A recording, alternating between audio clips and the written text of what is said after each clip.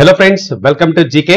ఇండియాలో pharmaceutical sector చాలా వేగంగా గ్రో అవుతుందండి. కానీ కొన్ని కంపెనీలు ఛాలెంజెస్ కూడా ఫేస్ చేస్తున్నాయి. దీనికి తోడు యుఎస్ ప్రెసిడెంట్ డొనాల్డ్ ట్రంప్ తీసుకున్న టారిఫ్ నిర్ణయాల వల్ల మార్కెట్ నెగటివ్ సెంటిమెంట్ ఏర్పడి స్టాక్స్ అన్ని పడిపోతున్నాయండి. ఈ వీడియోలో మనం పర్టికులర్ గా మోర్ఫెన్ ల్యాబ్ స్టాక్ గురించి మాట్లాడుకుందామండి. షేర్ ఒకప్పుడు 100 రూపీస్ దాకా పెరిగిన మోర్ఫెన్ ల్యాబ్స్ ఇప్పుడు 40 to 50 రేంజ్ మధ్యలో స్ట్రగుల్ అయిపోతుంది. ఈ షేర్ ఈ ఒక్క రోజు అయితే 6% ప్లస్ పడిపోయిందండి.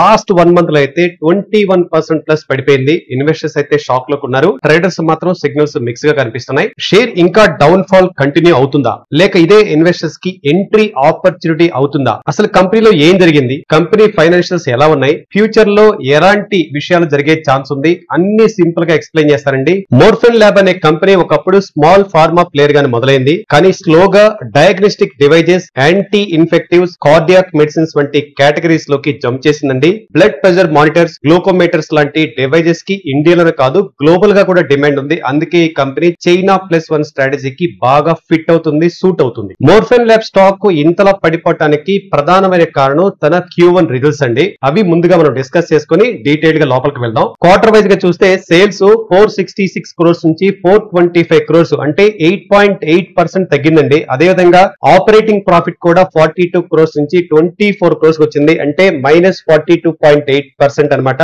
అదేవిధంగా ఆపరేటింగ్ ప్రాఫిట్ మార్జిన్ 9% నుంచి 6% వచ్చింది. ప్రాఫిట్ బిఫోర్ ట్యాక్స్ కూడా 26 crores నుంచి 16 crores వచ్చింది. నెట్ ప్రాఫిట్ 20 crores నుంచి 11 crores వచ్చింది. అండ్ ఈపీఎస్ 37 పైసా నుండి 20 పైసాకి డ్రాప్ అయిపోయింది. అదేవిధంగా ఇయర్ ఆన్ ఇయర్ వైజ్ గా చూసుకున్నా కూడా సేల్స్ 455 crores నుంచి 425 crores, నెట్ ప్రాఫిట్ 36 crores నుంచి 11 crores, అంటే 70% క్రాష్ అయిపోయింది. ఎర్నింగ్ పర్ షేర్ కూడా 71 పైసా నుండి 20 పైసాకి వచ్చింది. Company performance year on year కూడా చాలా నెగిటివ్ గా బలహీనంగా ఉందండి. రిజల్ట్స్ ఇంతలా తగ్గడానికి గల కారణాలు మనం ఆడిట్ చేస్తే, మొదటిగా ఆపరేటింగ్ ప్రాఫిట్ మార్జిన్ చాలా తగ్గిందండి. రెవెన్యూ ఓకే, కానీ ప్రాఫిటబిలిటీ మాత్రం తగ్గింది. మేజర్ గా ఫైనాన్స్ కాస్ట్ 1 crore నుండి 4 crore కి పెరిగింది. డిప్రిసియేషన్ 16 crores నుంచి 9 crore కి తగ్గిన ప్రాఫిట్స్ మాత్రం దెబ్బతిన్నాయి. షార్ట్ టర్మ్ ప్రాఫిటబిలిటీ పై హ్యూజ్ బర్డెన్ పడిందని చెప్పుకోవచ్చు. ఇప్పుడు ఏం చేయాలి, అసలు కంపెనీ ఫ్యూచర్ ప్లాన్స్ ఏంటి అనే విషయాల గురించి మాట్లాడుకుందాం అండి. మోర్ఫెన్ ల్యాబ్ చాలా స్పష్టమైన లక్ష్యంతో ముందుకెళ్తుందండి.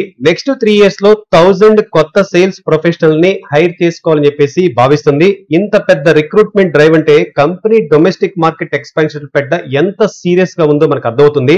FY26 లోనే 200 మెంబర్స్ ని ఆన్ బోర్డ్ చేయబోతున్నారు. అదేవిధంగా రూరల్ అండ్ టైర్ 2 ఏరియాస్ లో ఎక్కువ దృష్టి పెడుతున్నారండి. ప్రస్తుతం ప్రపంచ వ్యాప్తంగా చాలా దేశాలు చైనా మీద డిపెండెన్సీ తగ్గించాలన్న ఆలోచనలు ఉన్నాయండి. ఇలాంటి టైంలో ఇండియా ఒక ప్రామిసింగ్ ఆల్టర్నేటివ్ గా ఎదగబడుతుంది. మోర్ఫెన్ ల్యాబ్ ఈ ట్రెండ్ ని పర్ఫెక్ట్ గా ఉపయోగించుకుంటూ చైనా +1 స్ట్రాటజీని అగ్రెసివ్ గా ఫాలో చేస్తుంది. వరల్డ్ కి మెసేజ్ అయితే చాలా స్పష్టంగా ఉందండి. India is ready to become next trusted hub for global pharma outsourcing అని. Cost effectiveness, consistent quality and timely delivery, ఇవే మోర్ఫెన్ ల్యాబ్స్ యొక్క పిల్లర్స్ అని చెప్పుకోవచ్చు. గ్లోబల్ క్లయింట్స్ ని అట్రాక్ట్ చేయడంలో ఇవి కీలకమైన ఫ్యాక్టర్స్ అవుతాయి. అండ్ తమ కొత్త ఉత్పత్తులతో ఎగుమతులపై ఫోకస్ పెడుతూ గ్లోబల్ గా ప్రెజెన్స్ ని గ్రో చేయాలనేది వాళ్ళ మెయిన్ గోల్ అండి. ముఖ్యంగా యూరోప్, ఆఫ్రికా లాంటి మార్కెట్లలో తన స్థానాన్ని బలపరిచేందుకు ఆల్రెడీ ప్లానింగ్ లో ఉంది. కొత్త ఫార్ములేషన్స్ ని తీసుకురావటం, మంచి డెలివరీ సిస్టమ్స్ పై పనిచేయటం, అంటే ఇన్నోవేషన్, ఎక్స్పాన్షన్ రెండు కలిపి ప్యారల్ గా నడుస్తున్నాయంటే వాళ్ళ విజన్ ఎంత క్లియర్ గా ఉందో మనకు అర్థమవుతుంది కదా ఫ్రెండ్స్. ఇప్పుడు మనం వేరే కీలకమైన గ్రోత్ గురించి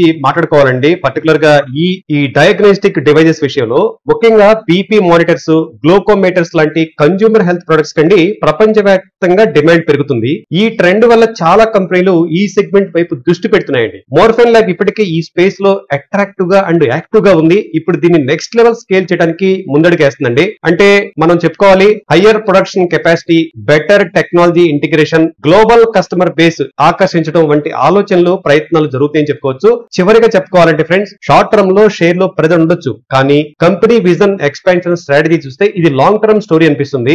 బోల్డ్ ఇన్వెస్టర్స్ 40 to 50 రేంజ్ లో సిప్ ద్వారా అక్యుములేట్ చేసుకోవచ్చు అనుకుంటున్నాం. కన్జర్వేటివ్ ఇన్వెస్టర్స్ అయితే టర్న్ అరౌండ్ కన్ఫర్మేషన్ వచ్చిన తర్వాత అబ్జర్వ్ చేసి స్టెప్ తీసుకోవచ్చు అనుకుంటున్నాం. మోర్ఫెన్ ల్యాబ్ స్టాక్ యొక్క కంపెనీ ఫండమెంటల్స్ కూడా ఒకసారి చెక్ చేస్తున్నాం అండి. కంపెనీ ఫేస్ వాల్యూ అయితే 2 rupees, company market capitalization 2737 crore గా ఉంది. కరెంట్ మార్కెట్ లో ఇప్పుడు 49 రూపీస్ 80 పైసా, 50 రూపీస్ అరౌండ్ దగ్గర ట్రేడ్ అవుతుంది. అండ్ ఇయర్ హై అయితే 101 రూపీస్, ఇయర్ లో అయితే 41 రూపీస్ 70 పైసా.